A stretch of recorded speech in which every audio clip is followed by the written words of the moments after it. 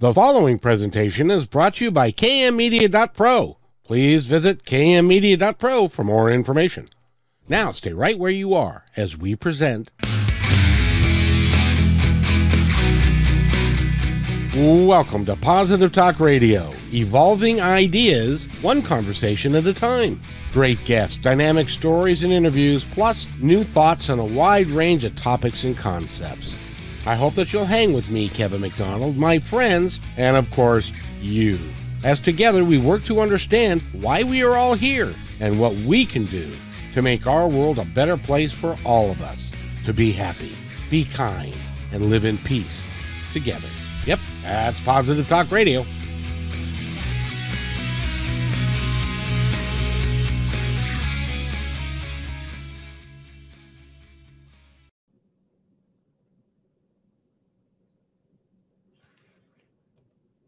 Do that. There you go. Yeah, I don't know why that's doing that suddenly. I'm going to have to go yell at these people. But in any event, we have a great show for you today, and it will be a highly informative show if you've got teenagers, because especially teenagers that have a design that they want to go to college. And our guest today is, I'm going to ask you to say your name, please, so I don't massacre it. Sure. It's Honoria DaSilva-Kilgore, and my nickname is Nod. Long story there, but either one works. So, Kevin, you can call me Nod all day if you want. I will call you that. I will call you Nod. And by the way, if you want to go to her website, you can go to personalcollegecounseling.com. And she's got all the information that she needs, that you'll need. Because I got to tell you, fortunately for my kids, they wanted to go to trade school and were not really interested in going to a 4-year college. But it is hard, and it's a lot of minefields to go through. And that's what we're going to talk about today, is how to negotiate those minefields. And a lot of times you need some help to get that done, and school counselors are too busy. They don't have enough time to dedicate to it and that kind of thing. So it's very important that you hang out and listen to this episode. Nod, I got it. First of all, you've been an attorney for, gosh, way back since for 30 years or so. And yeah. By the way, what kind of law do you practice? Well, I do primarily bankruptcy, estate planning, and probate. And one of the reasons I got into the personal college counseling ties directly into my bankruptcy program, because so many people that file bankruptcy, one of the common denominators oftentimes is student loan debt, whether it was their own or parents that co-signed for kids and so forth. And student loans aren't dischargeable in bankruptcy, so they just linger and tag along with you. And I started asking questions like, why? Why do you have so much student debt? And the answers were pretty much the same. We didn't know better. We didn't get any counseling. We didn't know what our other options were. Snowballed, and now 20 years later, we still have a huge chunk of money to pay back. And sometimes that can be substantial. That can be into the hundreds of thousands of dollars. I have seen some of those. Thankfully, most of them are under 100,000, but there's a few that, and there's not really anything I can do for them unless they've had a severe change in circumstance. We're talking about huge medical issues or something like that makes you incapable of earning a per-year degree. So it's very, very difficult to get rid of that debt. So the point is, be proactive. Let's not get into that situation in the first place. And there are a lot of options, and we don't need to be in that terrible position down the road. Exactly. And you also work with the kids to help them. And you start when they're younger.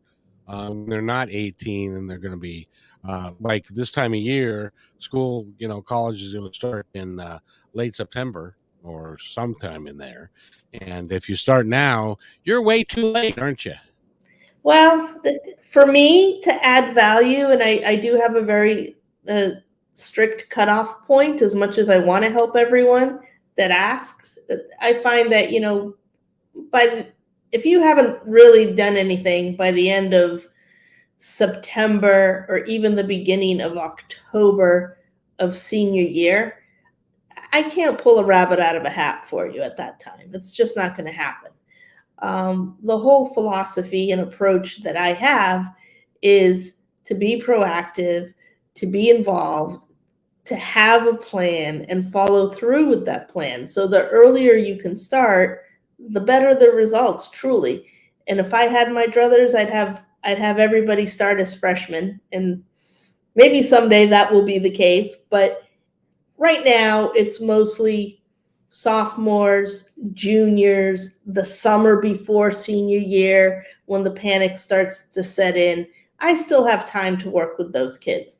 But if you really want me to do the best, is starting early, like when they start high school, because I want to be that mentor. I want to be that bounce back person that they talk to when every term they're picking classes. And why are you picking these? Why are we here or there? And when do we start standardized test taking? And I'll tell you, my approach is going to be very different than probably the opinion they're going to get from their local guidance counselor in the building.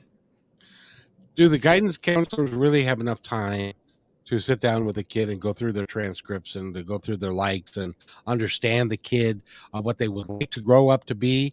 Although I got to tell you, at 20 years old, when you're in college, you don't have any idea what you want to be when you grow up, I wouldn't think. Well, Kevin, there's a lot to unpack in that question. So the first part is absolutely not, as far as high school counselors do not have the time. And it's honestly not their job. Their job is to make sure that their students are graduating high school in 4 years with the appropriate credits that they need to get through that. Do they have any idea what that student and their parents make, what they have saved for college, what their geographical comfort zone is, where they want to be, what these kids should aspire to? The answer to that is also generally no, not a clue. And when I work with the kids, I'm not asking them at 16, 17, 15, whatever, what do you want to be when you grow up? I don't think many people can answer that with any degree of certainty, but what I can find out is what interests you. What are you gravitating to? What kind of classes are you taking that you like and are good at? What else are you involved in? And then make sure that when we're looking for colleges and universities here in the US, I use those two terms interchangeably. They don't really matter too much. But you want to make sure they're looking at places where the environment is going to contribute to their personal growth. Because if it's not something that's on the table when they start freshman year, it's never going to get added. So you don't want to not have enough there to choose from.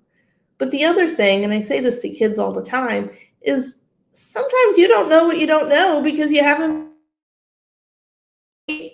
So you want to make sure they have that opportunity. And also I find that administrators, sometimes parents, teachers, whatever, they kind of give up on some kids too soon.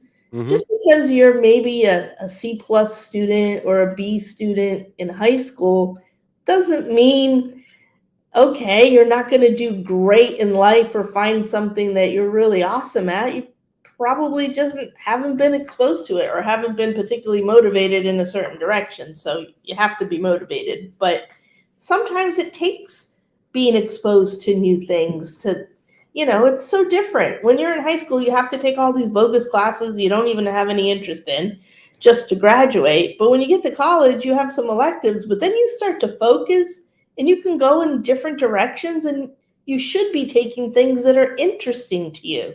And I think if you're interested, invested in what you're doing, you will do better at it because you want to put in the time that it takes to be good.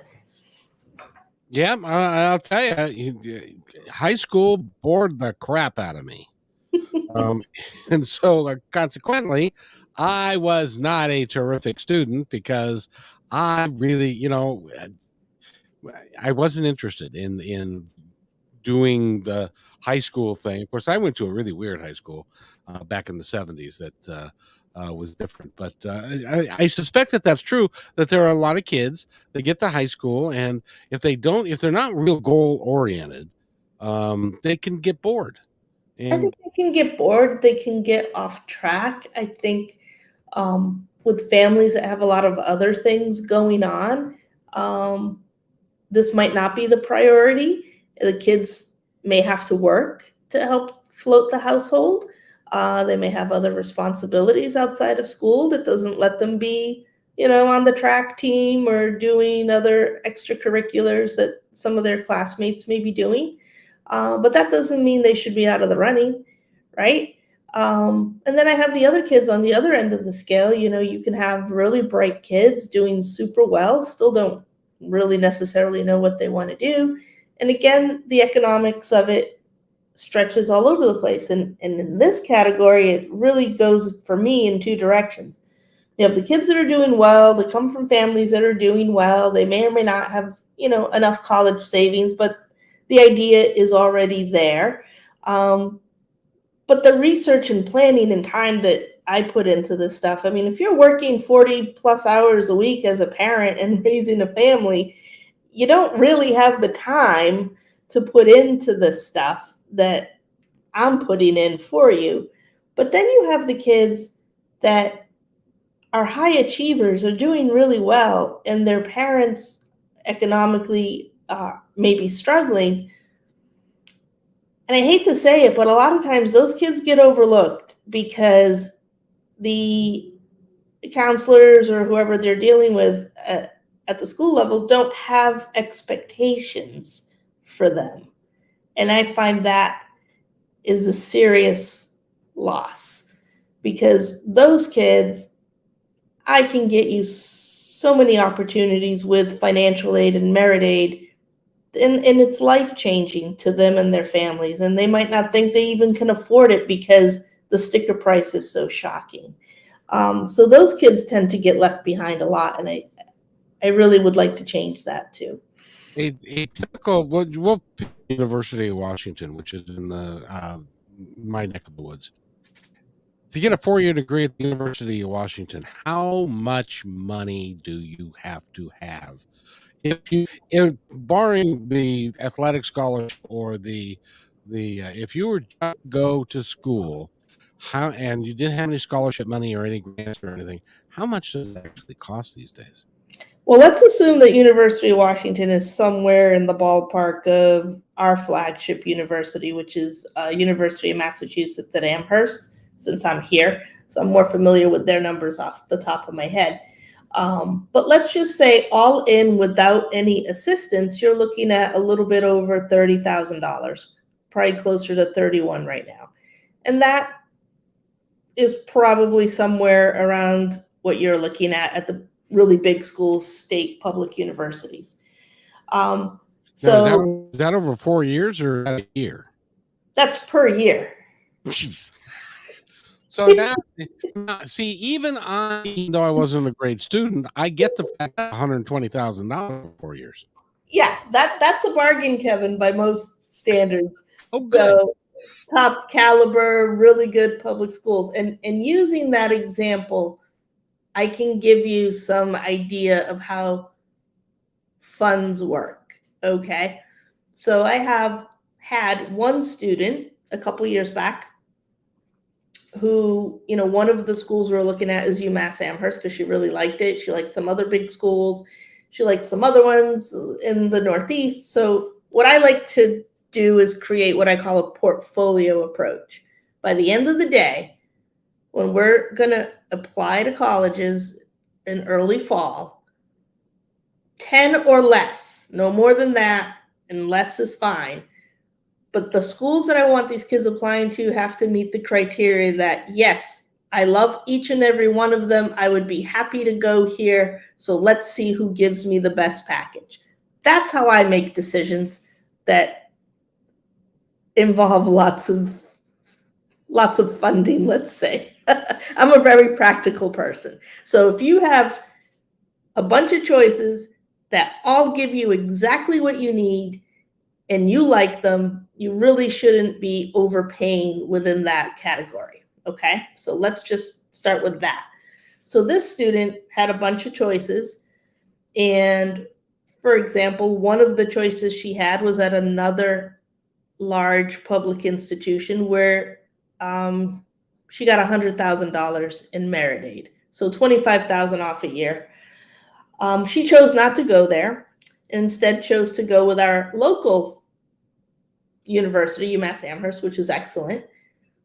But she didn't get any money there. Zero merit aid, right? So you have the same exact student with the same exact economic profile that doesn't qualify for financial aid. Remember, we're talking merit aid. She didn't get financial aid at all because she doesn't qualify. The family income's too high. So when we say that, students are going to get guaranteed student loans. They're all eligible for that regardless of finances. That's why they're guaranteed. They start at $5,500 freshman year and they go up a little bit every year. So if you were going to take the max federal student loan every year, you're going to graduate with about $27,000 in debt. So anyway, that's what she got. But because of the family income, she didn't get any merit aid at UMass Amherst. Now, why is that?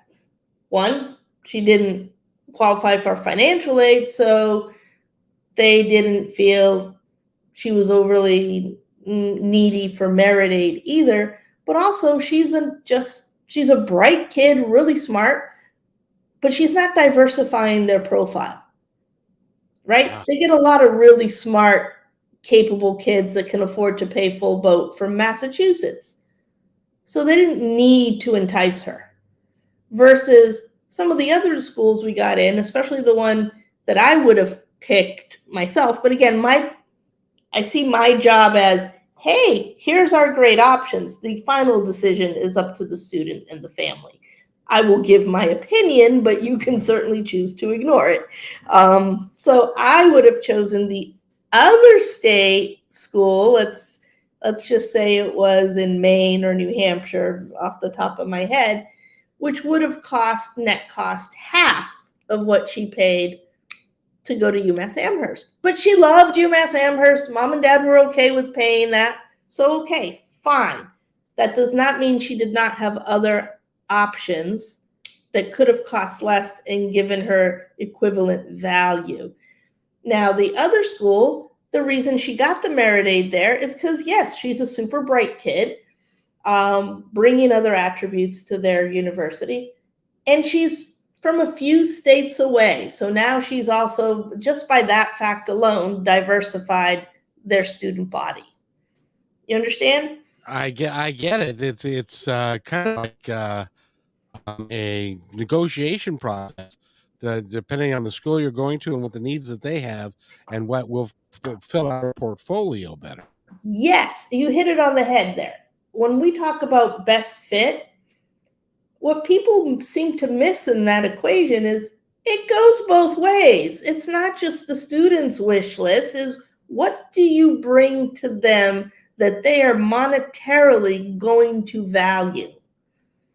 So I do have to ask a question about the father of this girl who was willing to pay $100 more for her to go to this school. Will he what? Will he adopt me? I'm sorry, Kevin, you're cutting out. I can't hear the last word. Oh, I'm sorry. Will he adopt me?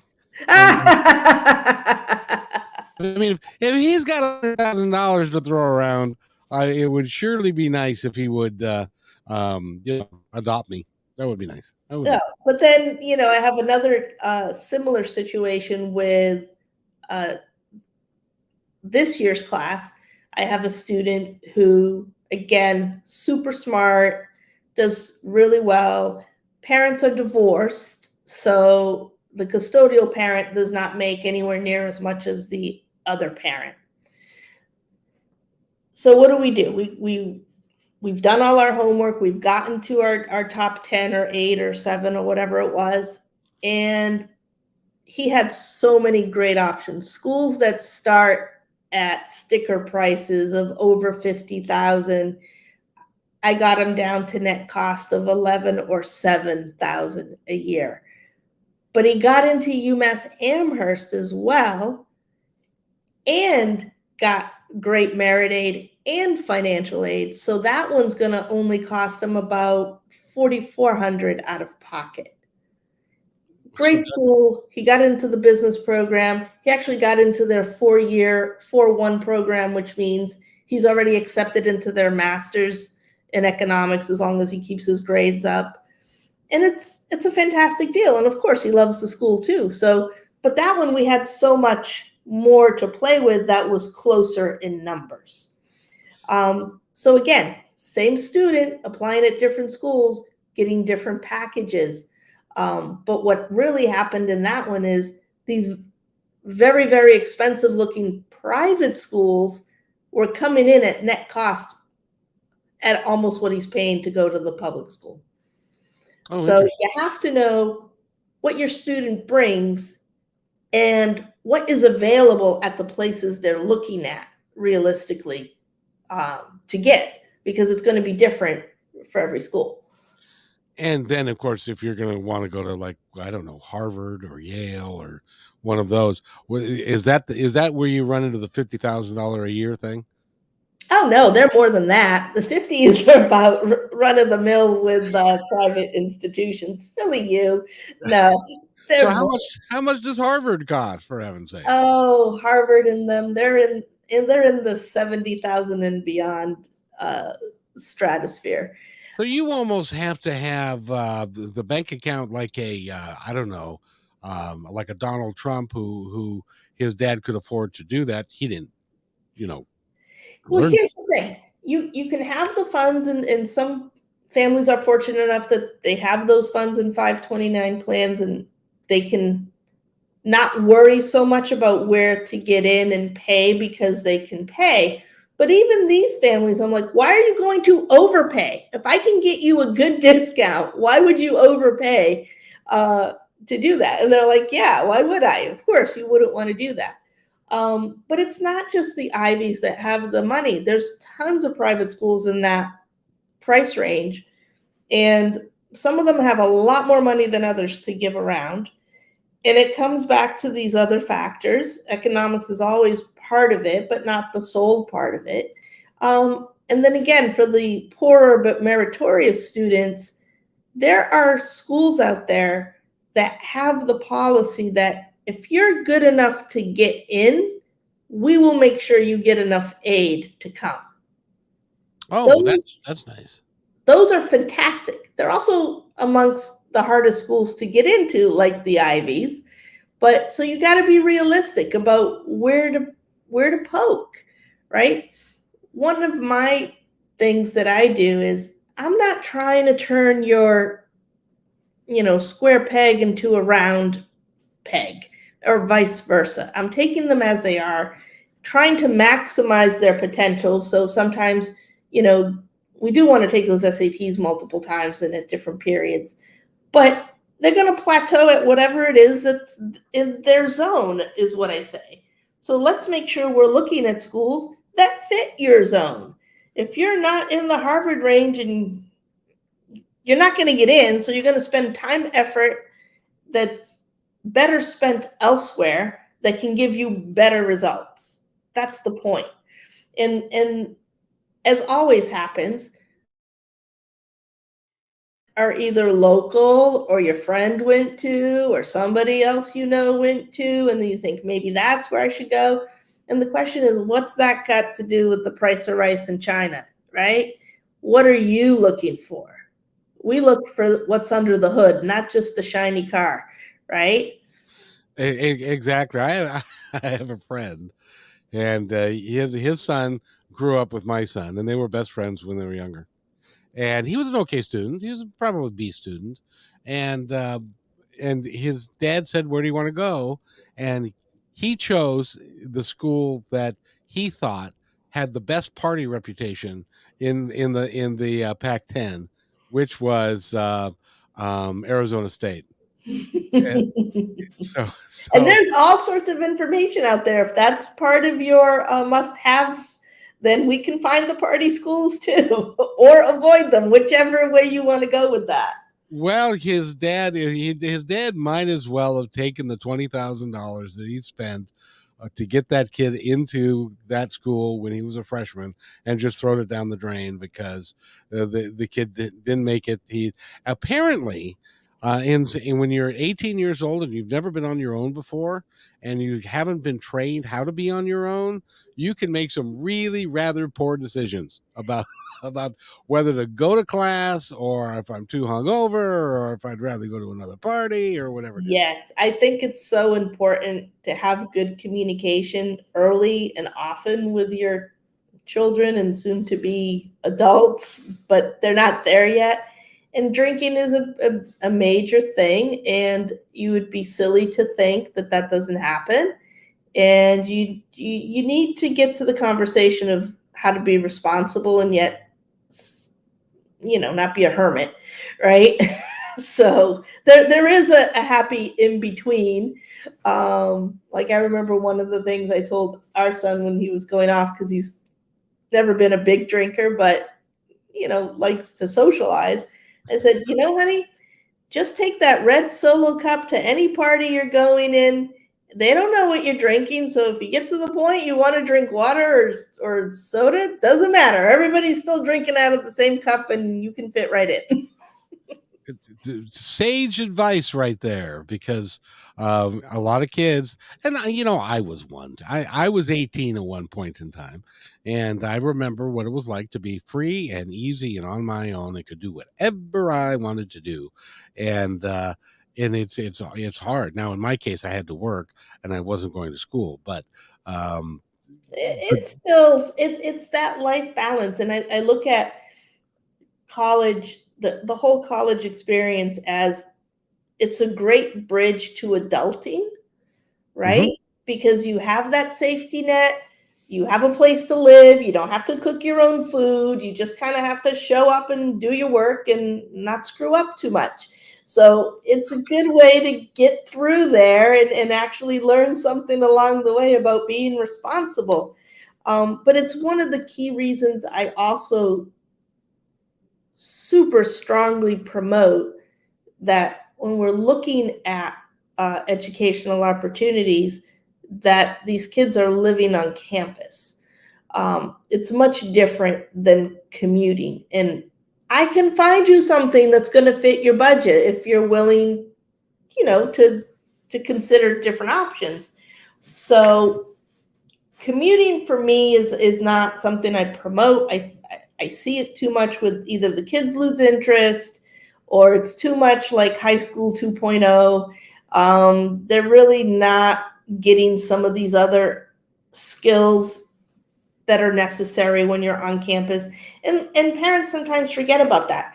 I mean, part of learning and being at school, a lot of times it's not what you learn in the classroom. It's that 2 a.m. pizza run and studying for an exam, And you're not going to do that if you're living at mom and dad's house and your classmates are all living in a different dorm. It's just, and what they're also doing, and they're not realizing they're even doing this at this age, they're networking. They're creating relationships with classmates and professors and other people that is important as one, you look for that first job when you get out, but will continue beyond that. And that's the time that those things happen. It's hard to do that as a commuter. It's much harder. Well, and do you ever get pushback from parents saying, "Oh, but we've had him our whole life, and I just can't see giving him up and having him move away, and then I'm an empty nester, and I've got nothing to do, and my life sucks now." And it's just, you've never had that conversation with a parent, have you? Well, this is why I meet with the parent first, usually. It's a very wise plan. Included, sometimes both together, but that generally my process is I really need to speak to the parents so they understand where I'm coming from. Does this sound like what you want? And give me your parameters, right? What is geographically acceptable? For the parents' comfort zone, because they're the ones at the end of the day that are going to write the check, right? So Yep. what's okay for them? And then I take the student into consideration and okay, where is comfortable for you? What's the outer limit you would consider? And oh, by the way, we can't go past Michigan or Ohio or something because that's where mom and dad laid the line, right? So there's some of that. But generally after the first meeting, and if we're going to work together, I usually work then with the student one-on-one, and it doesn't matter where they are. So we, my model was way before COVID hit, by the way. And it was mostly Zoom meetings to meet with the kids because they're kids. They can't drive to me. It doesn't matter where they are. Right? That's right. So until they're basically late juniors or seniors, that's when if they're local and they want to come into the office, hey, that's great. I love that, but it's certainly not necessary. But in these meetings is where you can start building that relationship where they can tell you what they really think or what they really want. And sometimes it does not match up with what mom and dad thought at all. So, and the priority for me is to find what resonates with the students and not exceed the parents' parameters as far as geography or economics. But I gotta tell you, I've talked to a lot of people that, being an accountant is good enough for me, and it's given me a nice living son. So I think that that's what you should do, and you should be an accountant. And he hates numbers, and he wants that's not a recipe for success, in my opinion. well, no, and it never turns out well. Let me tell you, Kevin, what I think qualifies as success, because this is what I strive to meet for all of my kids, ours included, and the ones I work with. I want them to get into a school that they love, that they can afford without borrowing over the guaranteed student loans, because I think it's totally fine to have some skin in the game from the student's perspective. Sure. Where they will do well and graduate in 4 years, 4 consecutive years, by the way. Oh, now you're going to cause challenges. Yeah. And they get to graduate and find a job they like that can pay their own bills. So they're off mom and dad's payroll. If we meet those criteria, if what we find in the environment that we can put them in leads them to those things, we've hit a home run, right? That's ideally where you want them to be. If we're not on that page and you want to borrow ridiculous amounts of money because you like the name of some school and you have an opportunity to go somewhere else that gives you everything you want and is less, then we probably shouldn't work together.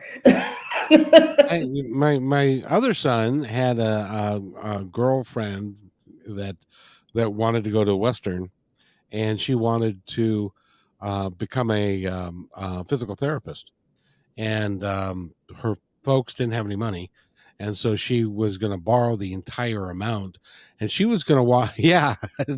And she was going to walk out of school with $125,000 in debt and go into a field that doesn't pay anywhere near the amount that she would need to support that debt.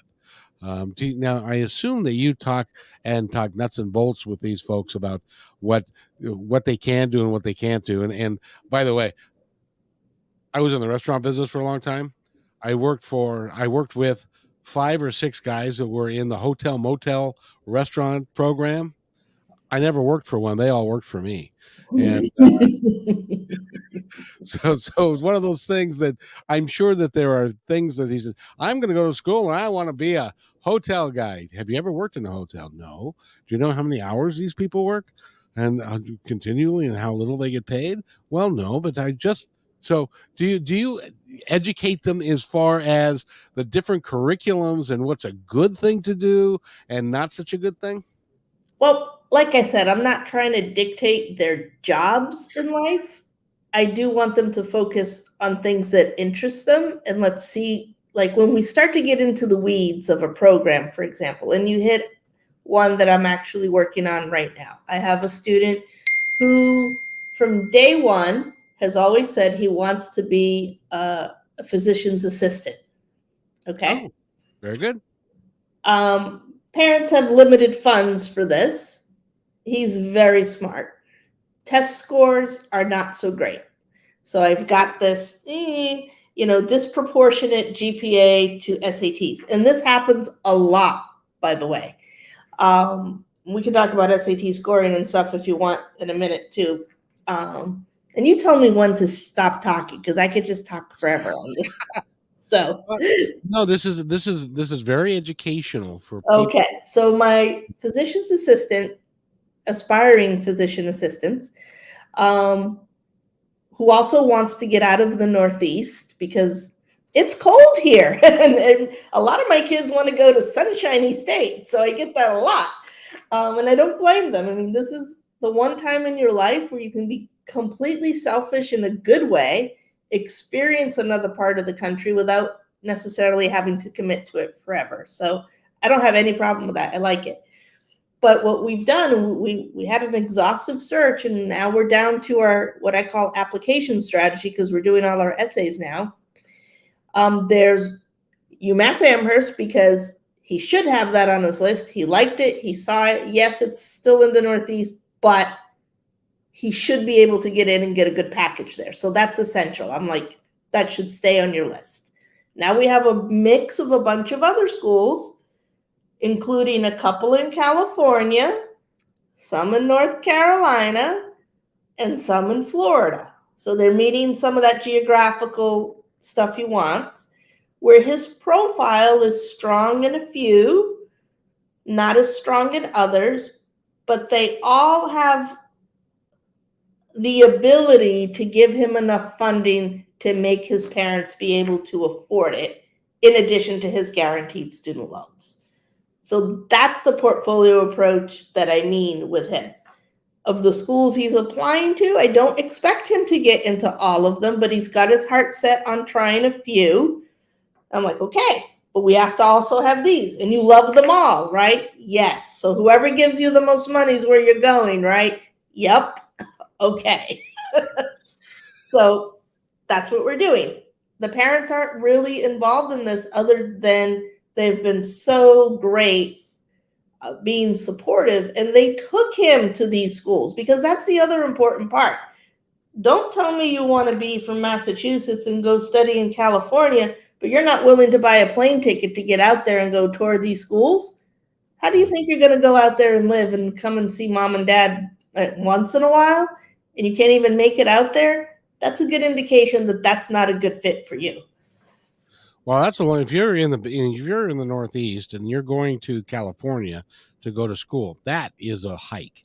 Yeah, it's a massive commitment, and you know that you're probably only going to come home for the major holidays in the summer, if that, because unless you have more money, and buying that ticket is not a big deal, right? Now, I got to ask you, when do you advocate kids or ever advocate kids go to community college and then go to a university after 2 years after they get their Associate of Arts? Or do you prefer to talk to them about a 4-year institution where they can get in and out in 4 years? So far, I mean, my preference and what I focus on is trying to get you into the right place that you can start and finish year 1 to year 4. Because most of the time, it's going to be 2 reasons of why they're looking at the community college. One, their grades weren't good enough to get into somewhere where you need the 4-year program, so you might need to buff up on some academics. That makes perfect sense to me. And their GPA would have to be pretty darn, because I've worked with kids with GPAs in the 2.3 maybe being my lowest and up, and still getting them in to good enough schools for them, right? Again. Really? So you can actually get a kid into a quality institution with a 2.3, 2.5, less than a 3 point, we'll say. Yes. The answer definitely is yes. Now, you might have to be a little bit more open geographically where you're looking, but yes, there's definitely a lot of good options there. Well, that's really good, because a lot of kids don't blossom until they get out of high school. I know, that's what I'm saying. So people discount these kids, but what's important to me is desire. Do you really want this? Do you want to try harder? Do you want to make the commitment that it's going to take to do well? Right? And come on, they're kids in high school. They're going to screw up sometimes. No. Sometimes they screw up big. So to say that, okay, I'm writing you off now because you were a dummy for a year is I think too harsh. But let's just say you've got somebody that doesn't got that 2.0 yet, and they're not really four-year college material. Let's just be honest. That's not going to happen. I will tell you, and my oldest boy is a shining example of this. He's a diesel mechanic, and we need in this country, in addition to highly educated people, we also need younger people to go into the trades. Absolutely. And don't get me wrong, I'm not saying that's not a good idea. No, it's just not what I'm focusing on, because if I get a kid that comes in and says, I want to be an airplane mechanic, there's only going to be a few schools that you're going to have to look at, right? It's not 4,000. You can get to the end here very quickly. So my point is they don't really need me, right? If you want to be a diesel mechanic, you're going to go look right away for that very niche thing. And my guess is you're not going to have a million options. So it's okay. Yep. Right. Which is all right if that works for that particular kid. Yes. But if the kid's got talent and he loves school and he wants, and especially if he wants to, like your trade, you've been a lawyer for 30 years. You didn't do it by going to community college and taking night classes. You worked hard to get you to become a lawyer. But you know what? To be a lawyer, you don't have to major in anything specific. There's no one line to law school. What you have to do is do really well in college and basically kick butt in your classes and then apply and take the tests and all that other stuff. So there's many paths to different places. But to get back to the community college question, that's where if I saw someone really with that lower a GPA, I'm going to be honest and say, you're not ready for this. You need to beef up this profile. But then you have the second kid who maybe is going to community college and is a good student and has good grades, but mom and dad think they can't afford anything else. And that I can change that trajectory. Because you know how to negotiate the minefield, and most parents don't. Well, because again, you look at these schools and you're like, oh my God, how am I going to pay 50 grand a year? Well, the real answer is you shouldn't. You don't have to pay that if you do it right, but that's going to change. There's so many factors on that. So I was just going to give you a stat because I wrote it down on my notes from before, because we're talking about money. So just for my students, I've saved them anywhere from $10,000 to $100,000 on the public universities. This is over 4 years. And on the private colleges, anywhere from $68,000 to $301,680 on the private side. So there is a lot of wiggle room in a lot of these different things. And really it depends on the particular student and their background and what they're doing. And so you are an investment well worth doing. I think so. I kind of equate it in my simple way of equating it to hiring a really good real estate agent who's going to stage your house and is going to give you all of the stuff, or trying to sell it yourself. It's Yeah. you're going to leave a lot of money on the table, and you're not going to get everything that you can get out of the house. But some people say, well, I'm going to pay this person $10,000 to sell my house. I can do it myself for 1,000. Well, but you're going to lose that 10,000 in the process of selling that house. So Well, getting the qualified buyer, making sure they're not going to weasel out on you, the time in the market, all this other stuff. But on that same kind of analogy idea, I like to think of it as from the consumer perspective. You wouldn't go house shopping until you know what you're qualified for on a mortgage, would you? nobody even wants to talk to you if you Exactly. You need to get pre-qualified. And when we're talking about students, your pre-qualifications are going to come down to your GPA, your SAT scores, what you've taken in classes, and then let's see if where you're at matches up with the caliber and zone of the school you're looking for. So if you need to have X and Y, and you're looking at a school that needs A and B, why are we wasting our time with that particular school? That's just silly. For this, also the same reason I tell parents, don't get in that car and just start looking around at campuses willy-nilly before you've done the research. Because you know what? They should all look really pretty because they're all expensive. So you don't do that first. You see what you need and then you go check them out. only makes sense. And you also work with athletes and other kids that are in line for a athletic scholarship, and so you can help them negotiate through that. Let me talk about that for 1 second. There's this really big misperception that you have to be an athlete going to a Div 1 school to get money. That idea is only partially correct. Div 1 schools do have specific athletic scholarships to give out. And Div 2 sometimes have a little bit of money as well. What they're missing is these other Div 3 and Div 2 programs where you have a kid that's just passionate about the sport. They're not going to be a professional baseball player or lacrosse player, or in my case, a fencer or whatever it is, but they still are good at their sport and they want to continue to play at the collegiate level.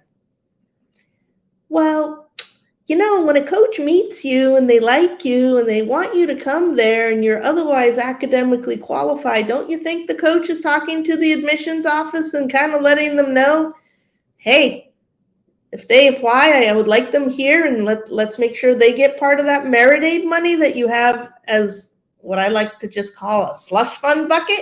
All you have to do is meet the academic qualifications for that fund. But when you have somebody on the inside also wanting you to be there and entice you to come, merit aid can be very interesting for athletes.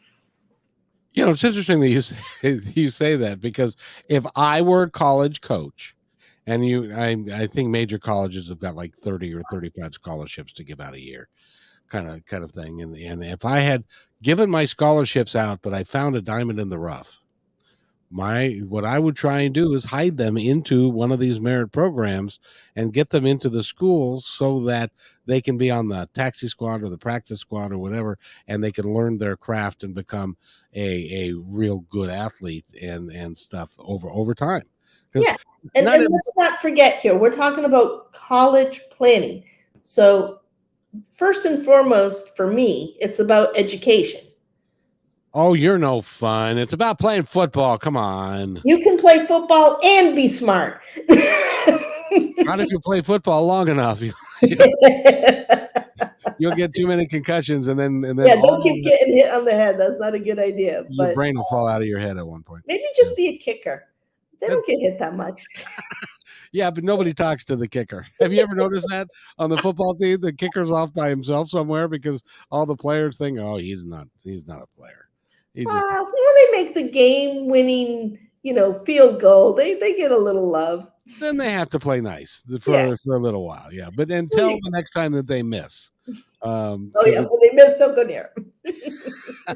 it, you know, but I applaud you working with kids and working with parents to get the kid the best opportunity that's possible for them.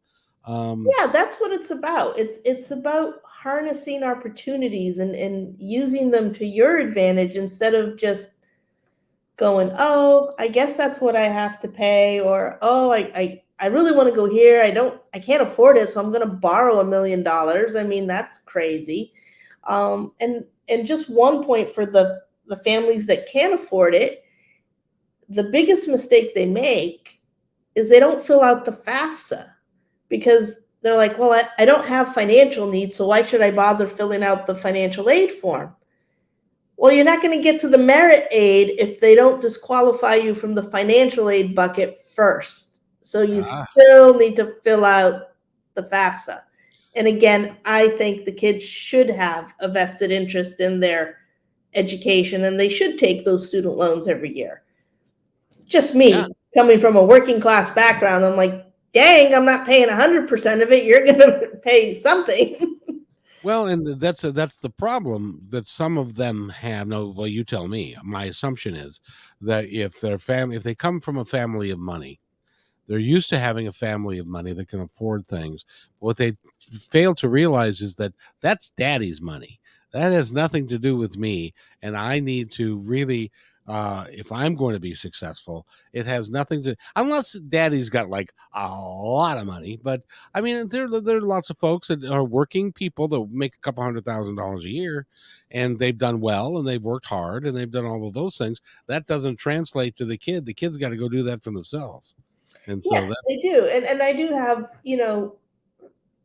I'm fortunate that I have some families where the driving force is not the economic side of it, but hey, here's my son or my daughter that, I'm working 60 hours a week. That's why I make a lot of money, right? And we just don't have the time to do this with him or her. Help right, us out. Where should he be looking?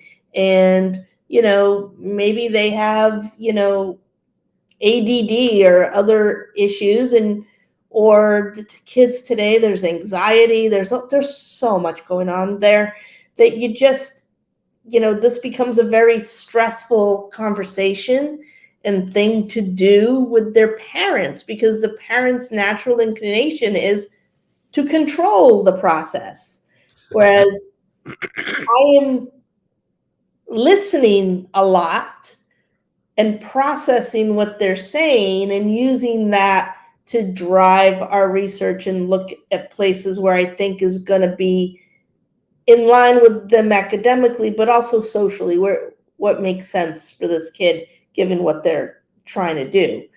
And then you can go visit these schools with mom and dad and see what you think. I really think that if I was working 60 hours a week and I was a CEO of a small to mid-sized company and I was working a lot and stuff and I didn't have the opportunity to take the time, but I was a CEO and so I like to ride roughshod over people and stuff. I would, and including the kid, because hey, listen, I went to this school and it was good enough for me. It's good enough for you, and and stuff like that. I would just set my ego aside, step back, and give it to you. Yep. And when that can't happen, I need to disengage because it So, so it's you a have, balancing act. oh sure. So I get the impression you fired parents before. Or vice versa, because I'm like, hey, I am very upfront. Well, this is how we're going to do it. And, I really try to screen as much as I can before I get into the relationship because I don't want to bail on anyone, right? But you have to be willing to do this. This kid has to want to call me back and talk. We have to go through the not so fun parts of it sometimes, which is, getting through the details and crunching what's available, getting them to do their SATs. Nobody likes that. And working on those in a strategic way. And then using that information. And then, yes, now I want you to go visit. And then sometimes it's like, well, I have to work, or I have to do this, or I have to do that. And I'm like, no, you have to make time to go do this. I said to one of my kids about a year ago, where I was getting some of this pushback on the visiting, but he's like, looking so many places. I'm like, you're missing the point here of our goals. He's like, what do you mean? I said,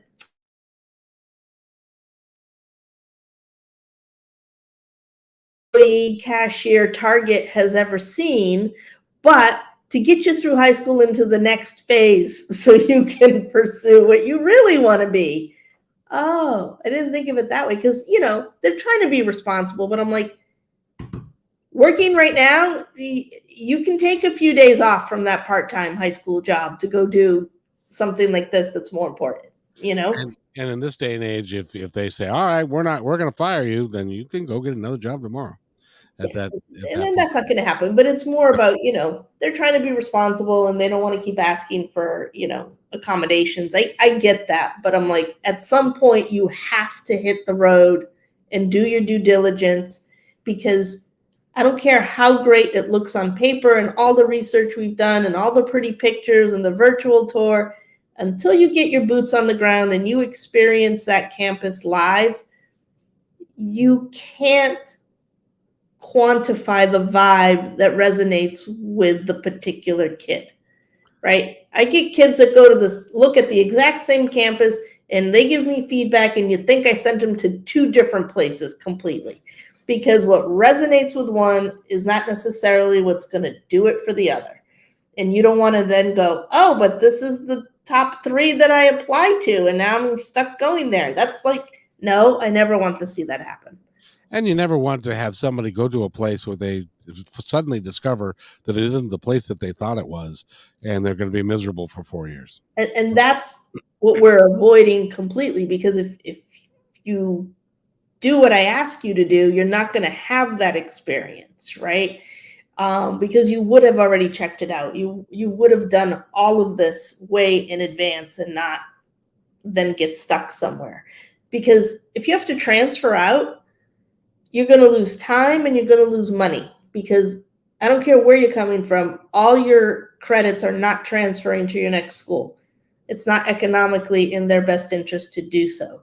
So you will have to take other classes to make up for the ones they didn't accept, and you probably need to do that and take more time now at your new school because you missed the equivalent of a term or 2.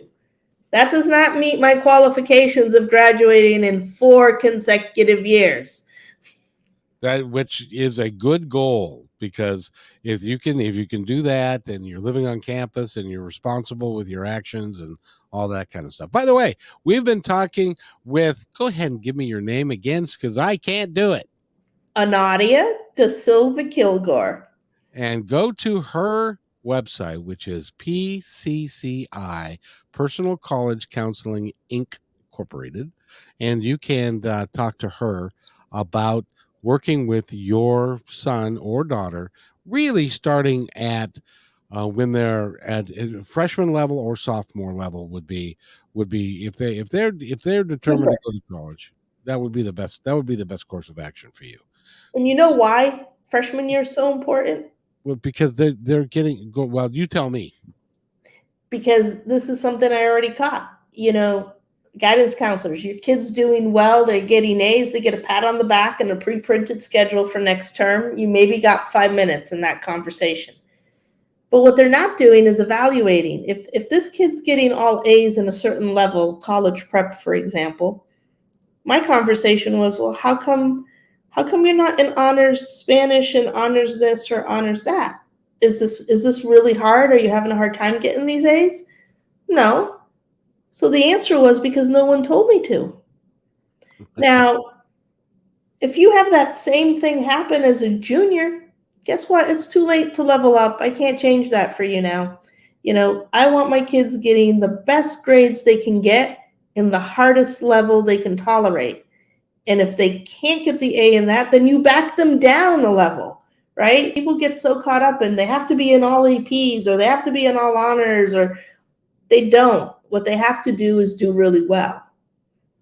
I agree with that completely. When I was in high school, I picked the toughest PE course I could find. I mean, this goes back to the days when they didn't even have grade requirements to participate in sports. This is before that time. And we had just gotten face masks when we were playing football, and then so anyway, but it's changed a lot. By the way, we're again go to personalcollegecounseling dot or .com.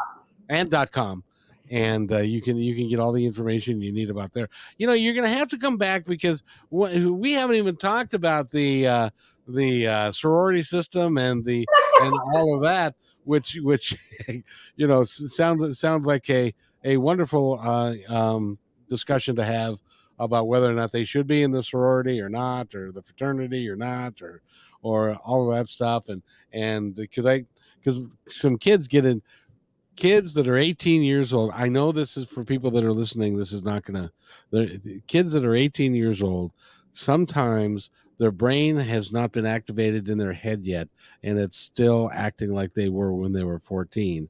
And especially young men.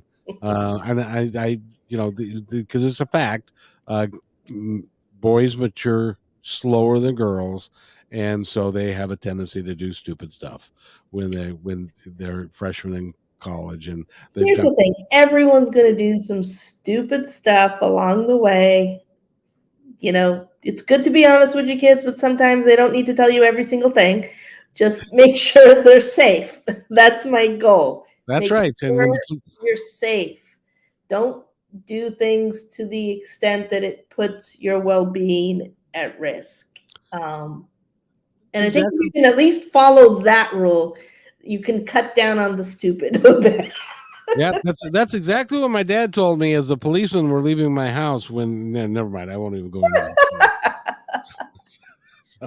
But we all learn, and I've had a successful life, and I've done really quite well, and in a lot of different avenues and stuff. The only thing that I wish is that I had someone like you, because I would have gone into broadcasting as a career in college, and I didn't. I learned this when I was in my 40s, and because you weren't exposed to it, right?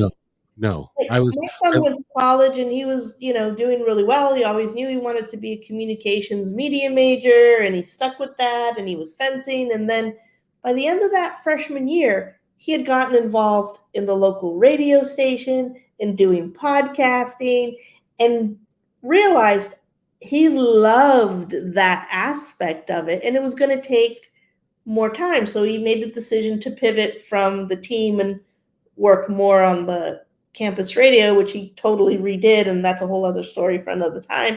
But the point is, he felt guilty about it, and because he thought he was letting us down or other people down. And I'm like, sweetie, the whole point of going to college is to figure out what ignites your imagination and your passion. And if this is in that direction, you should go for it. That's the whole idea. So that's exactly right. That's exactly right. And if you can live your whole life by following your passion, things that you truly are interested in doing, but a lot of us are not capable of doing that because we've got so many outside influences saying you're not going to make any money being a board operator at a radio station or a disc jockey. They make $15 an hour. What are you talking about? But everybody thinks you're going to start at the top of that career path, and you don't. You got to work your way up. And that is the next conversation that we should have, along with the fraternities and sororities, is this sense of entitlement that some kids have, that I go to college, I get out of college, and I should be the CEO next. And I want to get paid $80,000 a year and work 20 hours a week.